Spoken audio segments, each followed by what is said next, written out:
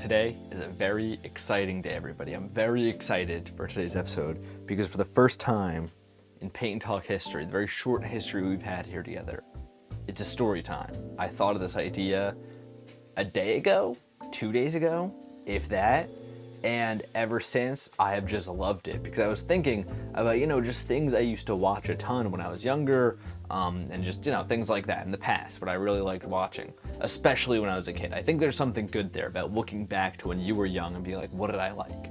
And something that I totally watched all the time that I forgot about is story times, And I don't think it's uncommon for people who do YouTube or any sort of like internet stuff where it's like, I've wanted to do this for a while. You know what I mean? Like I've wanted to do stuff on YouTube since I was, 8, 9. And of course, when you're younger watching YouTube, deciding I want to be a YouTuber, you're thinking of, oh, what if I did a story time? What if I did this? What if I did that?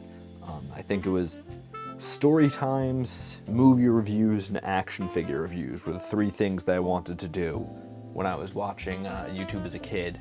And I don't do any of those, but big caveat, and that's why it's so exciting to be here today, story times, due to the Paint and Talk format, are totally going to happen. And it's awesome too, because I'm guessing you're here because you saw story time really big in the title, which I have a commitment politically to do. I have a religious commitment to do that I will 100%, anytime I'm doing a story time on the series, put in giant letters in the title, in the corniest way possible, story time, because that's what I grew up looking at, and that's what I'm going to do. For today's story, we are telling a story, I am telling a story, talking like Venom, that I've told before, actually. I've told this story back on my main channel, but here's the thing, I told it about, I want to say it was a year ago now, maybe more, and 100 people viewed it, and I'm gonna go out on a limb here and say that none of the people watching this would have viewed that. If you did, wow, like I'm just impressed. Like, comment, because you are like the definition of a day one, I guess, right? That's like really cool. But I'm gonna go on a limb and say you probably haven't. This is a story that I think is really good to start off with because it has to do with art. I think you guys are here for art, and kind of, right? I mean, I don't know. I don't really know why people are here, to be honest.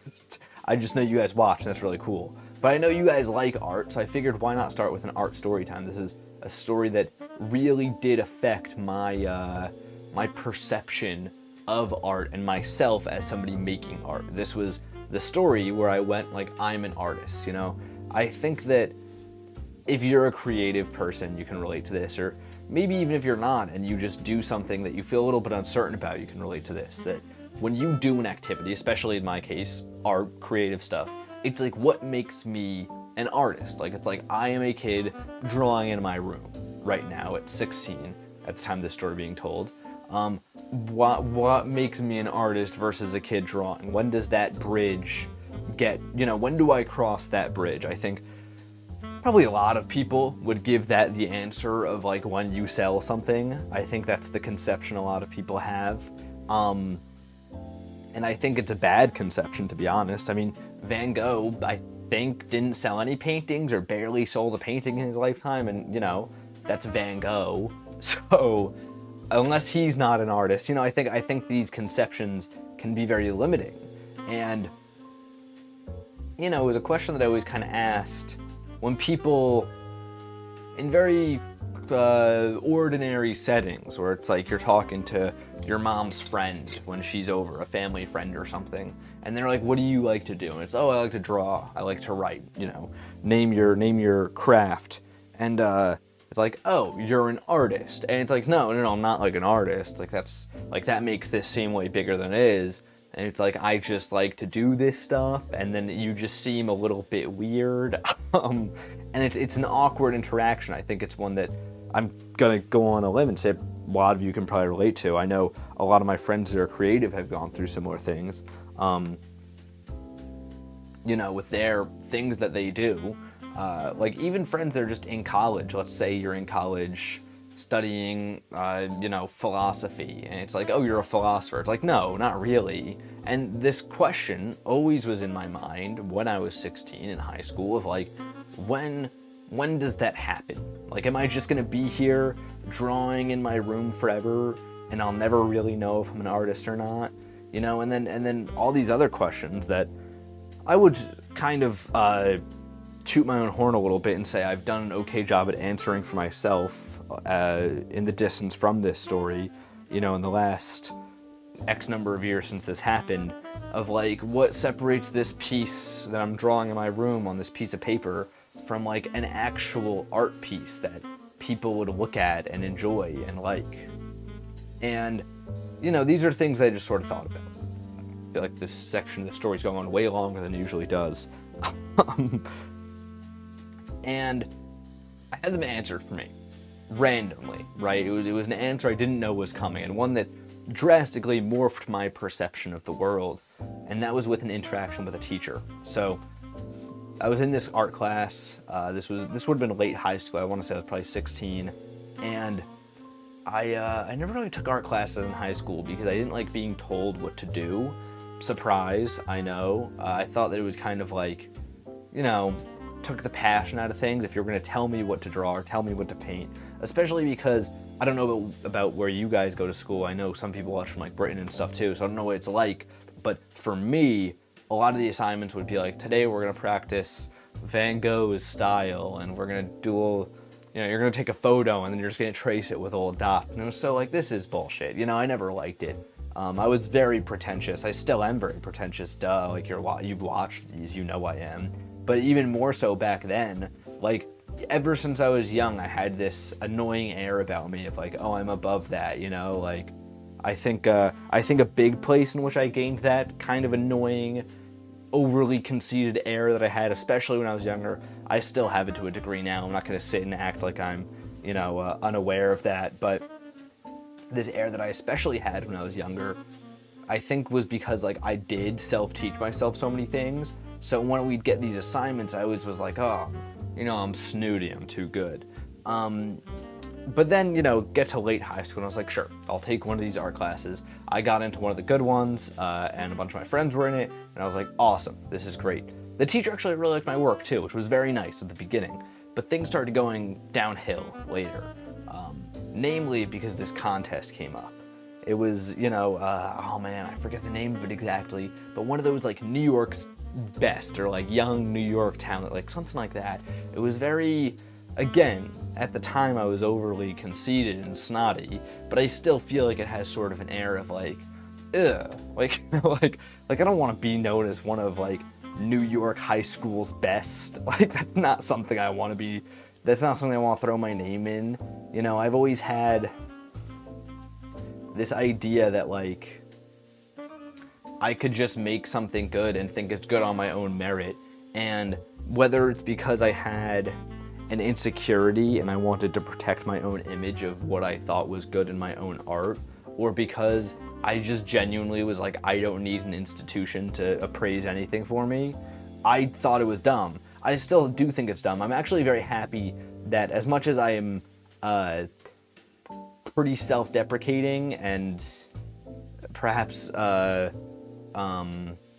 too hard on my younger self when thinking back to these times, I am glad that things happened the way they did though, because I think it was a necessary progression. I'm glad that, I was annoying back then and I was like, I don't need anybody to tell me how good my art is, because that led to me developing my own opinions and working on my art in its own direction. Whereas, if I'm being honest, a lot of the people that I know that either took a very traditional route for the arts, or were in my own school and took that route for the arts, ended up looking very similar in a lot of their pieces. And that's just because you're gonna get a lot of the same advice, This has led to me being a lot weaker in many areas. I mean, so many of those people who entered this contest could paint way better than me. But a lot of them couldn't add meaning to something or really do something extremely unique. And for that reason, I'm glad I did things the way that I did, right? But the teacher was like, with your style of work, which was, at the time I was doing this long project on the effects of corporate America and profit motive on the arts and how they've affected the arts, flattening culture kind of thing. Looking back now, half the reason I think she thought that it would do well is because that sounds very puffed up and big. I was fucking 16. What did I know about that? Like, I had like I think the deepest piece I had was about how fast fashion is like making trend cycle shorter. And that's not even accurate. Like, it's like so many of the things that I was doing were just extremely half-baked.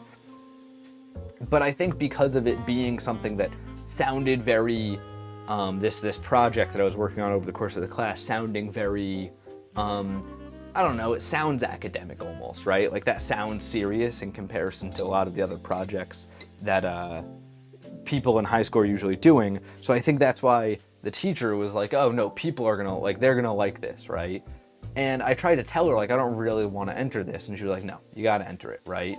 And I was like, you know, me being me, again, half being conceited, but I half also would tell my younger self to do this again in a heartbeat because I think it was kind of awesome. I was like, okay, what I'll do then is I'll make an art piece kind of poking fun at this, right? Poking fun at this exhibition. Half this also came, again, in this series, with this trend I'm sure you're noticing of me telling the most pretentious story of all time, with me looking at the art that was in the contest that keeps winning it, and it was like, just the most like, oh, let's give him a medal because, you know, he learned to draw well and like had a deep sounding thing. Like somebody's piece was titled like Addiction, and it would just be like a pill bottle's label. And he's like, that's cool, like I don't think that's bad. But I fully think that won because they thought it sounded interesting, right? And I was like, I don't like this thing of like my work is being made to be something bigger than it is because I have this idea that is they like, right? This idea that, again, looking back, I was executing terribly, just in the worst way possible. So I was like, I'll make a piece that's poking fun at it a little bit. Like I'll make something that is completely, you know, seems deep but isn't. And then I was like, I had this very immature juvenile idea, like when I win the contest and I go to the exhibition, I'll be like I'll tell my friends like, oh, this piece means fucking nothing, and then we'll all laugh and it'll be sick. Again, this is totally a 16-year-old's idea of what a cool artist does. Like this is the most immature thing ever, when in reality I think that the better mode, the more mature mode would have been to just you know, be like, no, I'm not doing this to the teacher, you know, or just like flake from school that day, like duh, so easy. I'm glad I went through this though. So I made the piece, right? What I did is I did a piece of graphic design because I didn't want to put that much time into it. So I keyboard slammed over this halftone colored background, and then I highlighted a 1 in there, and I put a $sign in there, and I took a blood splatter PNG and put it on the side.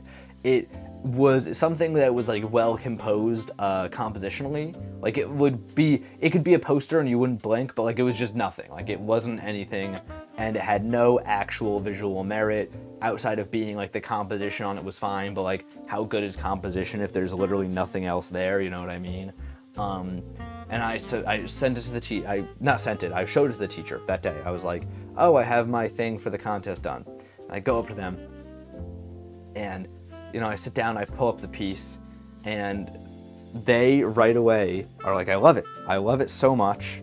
And I was like, awesome, like take a look. Like, you know, I was reveling in it at this point. My dumbass 16-year-old self was like, I am the smartest man on earth. Like I was like, take a look. And you know, they're going through, they're like, there's a 1, there's a $. They start picking out words that came out when I keyboard slammed that weren't even meant to be in there.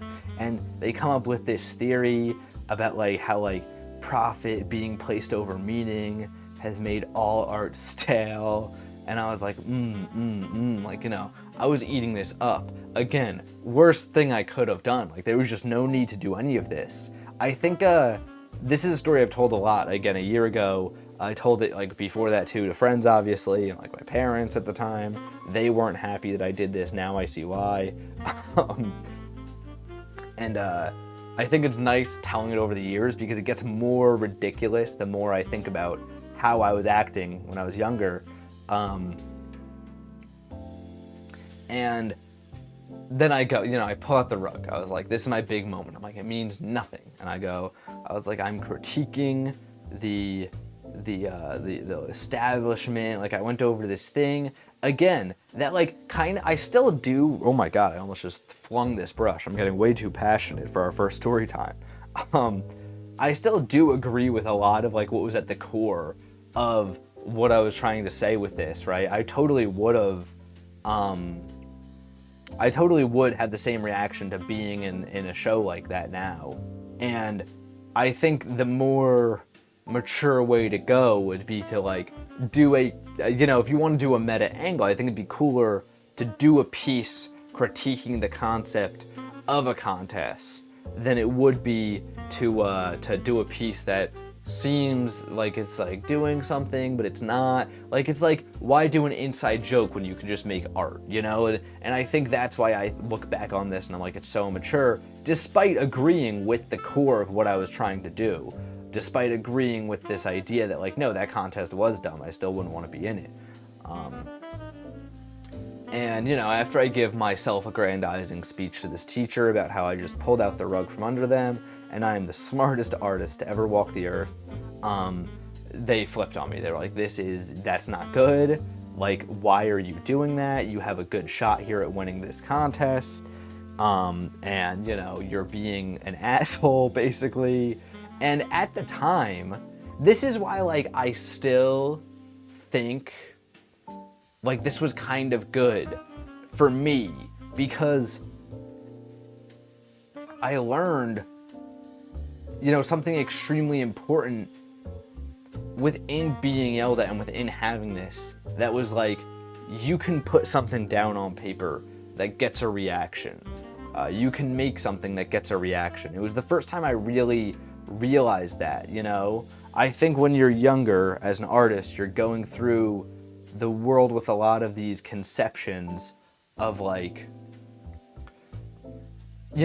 be an artist once I learn this perfect anatomy, or I'll be an artist once I learn color theory perfectly, or I learn how to technically perfect something like this, or I can paint something as beautiful as the Mona Lisa, or I could write something as great as the Great Gatsby, whatever, pick your poison of greatness. And that's, I think, what a lot of artists look at and are like, no, that's when you're good, right?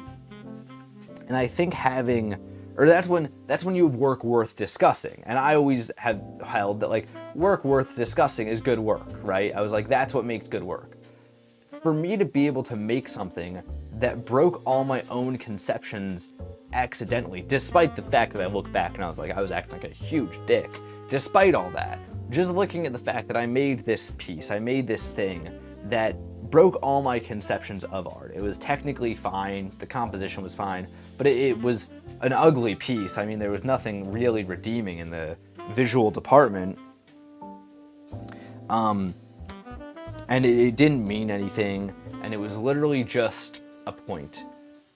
Just a point on a piece of paper that I presented in an interesting way, being oh, this could start a conversation, was oh, wait, maybe, it taught me a lot about art, right? The teacher, though, was not having any of that, obviously, too. When I'm going through this at 16, I'm not sitting there in the moment in that chair as I'm getting screamed at, being oh, thank you, teacher, I've learned a great deal, I've learned a great lesson about art. No, I didn't even learn the lesson in the moment, right? I was still too strong-headed to really look at that and go, oh, this is a lesson, right? I was just this teacher doesn't get it. And this is a little weird too. The teacher went to all my friends and started asking them if it was okay, if I had any trouble at home. They said I had a light in my eyes that I lost since they'd seen me at the beginning of the school year. All these weird things happened after. That's not a lesson I need to learn. That was just weird. The teacher was we'll play both sides on that a little bit, that I was being an asshole at 16. Teacher was a little too upset about it though, for sure. I think the better, the more, as much as I was acting immature, I think that they also could have sat me down and just been like, this is where I think we should, you should have gone with something like this, not just trying to, get one over on an entire admissions board. But again, what happened after this is what made me proud. So they started going around to all my friends and asking if I was mentally ill, right? Because I made this art piece critiquing museums and I didn't want to be in a contest. I think I was also the first student they'd ever had that didn't want to be in a contest. So maybe that was why they were like, there must be something wrong here because this kid is saying no to money right now. It was a money contest. So maybe that's why, like, that makes some sense, right? But I need more yellow. This is going bad, guys. I do like this painting. It looks like a kid's coloring book. No, not coloring book. Oh, you guys know the style of those early 2000s kids books? I don't know if this will translate. If you guys didn't read these books, that might not, you might not know exactly what I'm talking about. But it looks like one of those in like the colors. Just know the 3 primary colors that we're doing today. My bad, I didn't want to derail the story, but it's a little easier when I'm doing paints to talk about the paints and the painting than it is to, keep going with the story. I'd probably mess it up. But they go around all these kids, all my friends, and they're like, is there something wrong with him? Is he insane? Is he having troubles at home? A little bit of a breach of privacy in some areas, but whatever, right? What I thought was really cool is it started getting my friends to discuss, like, oh, what is the purpose of this contest? Why are we gunning to have institutional acceptance of our art? And, it got people thinking about this contest, about art, about why they felt they needed a museum to qualify, these pieces that they made. Like, they started really debating all these things together. I know there was a birthday party that night that I didn't go to because I'm antisocial, so of course I was faking an illness to get out of it, because that's what you do when you're 16, you get invited to a birthday party. I won't be accepting any other opposing narratives on that.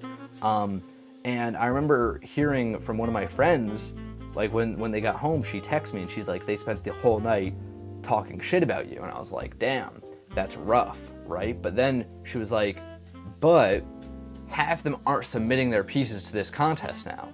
And I was like, damn, I kind of got their asses though. Like, in a way, it made me be like, huh. And, obviously, again, I was extremely strong-headed back then. If you heard that story and thought I was a pleasurable person at 16, that's not a good thing, because I wasn't. That is a story in which I'm acting extremely unsavory, strong-headed, egotistical, like all the things, right? I don't think that story puts me in a positive light. So back then, of course, my complete thought was like, I got him. Like, I completely and utterly got one over on all of them. And like, my point is proven right by them not submitting. Like, I was right, they were wrong, right? I'll give it to myself, kind of got their asses. But over time, as you should do when you get older, when you develop, like, your prefrontal cortex and all that, I've developed like a halfway conclusion on this. I don't like the way I was acting in this story. Even just telling it here today in this paint and talk, I, do look at it and go like, I was acting, like, even like telling it here, I'm like, I don't like that. Like, I don't like telling it because I don't like how I was acting. I got to do a lot of covering for my young self, and that never feels good. We've all been there. However, I can still take the good out of the story and look at the fact of, like, that was the first time I made a real piece of art. Because even if there were better ways to do what I wanted to do, I still made a piece that had everybody debate what my thoughts were. They took a look at what I was thinking, took a look at what they were thinking, and had a conversation. I think with a lot of modern art, the point of it's not so much to make something as aesthetically pleasing as it is to make the audience think, to make them look at something a way they perhaps wouldn't otherwise or haven't before. And that's exactly what I did with this piece. I was able to make all my friends, many of which are still my friends to this day, despite them talking shit about me at that birthday party, which was justified because I shouldn't have faked an illness to get at that birthday party.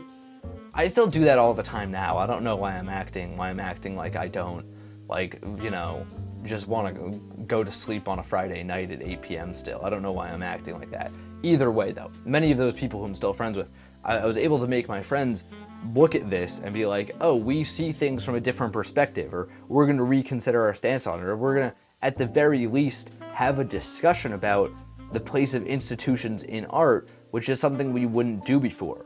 And that was when I went, oh, like, I'm an artist right now. You know, it answered my question from the beginning of this, of when do you become an artist? When do you make a good piece? And I was like, I'm an artist right now. I don't need to make something technically beautiful.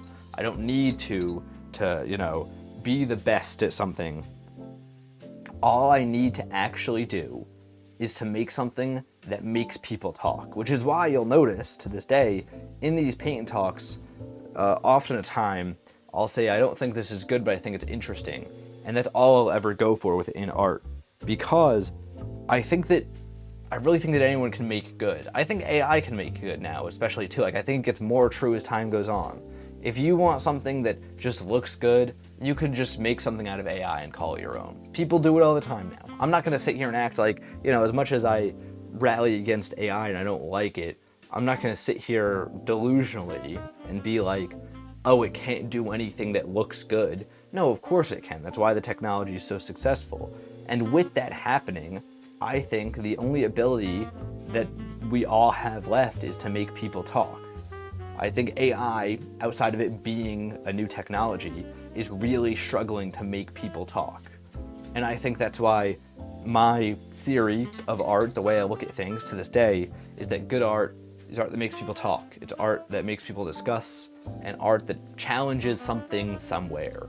And this is the story of how I learned that. That wasn't a great first story time, I'll be real. One, I realized how much of an asshole I sound like in that story, which is going to be a repeated pattern. I was an asshole when I was a teenager. Like, I don't think that's a unique experience, but I totally was. However, I also did a bad job because I kept veering off into side tangents, which is going to be a tough part about telling these stories. Despite this, the painting is done, and I really like it. I think it's messy in a lot of areas, which they always are. I can't get the edges right, which is something I'm continuously practicing as I use the 3 primary colors, but I think it looks really nice. Like, I think this actually does look very nice, and for that, I will give it 2 thumbs up, despite being unchallenging and completely failing at the point of this story, which is to make people talk. I don't think there'll be any discussion around this. I think it's just 3 colors that kind of look like a children's book cover if you've read the specific book that I'm thinking of when I was younger. Go check it out on the Instagram though, because I mean, it's a hell of a time over there. And until tomorrow, guys, gals, and pals, my name is Max Dice. This has been Paint and Talk episode 79. I'm here every morning painting and talking with you all.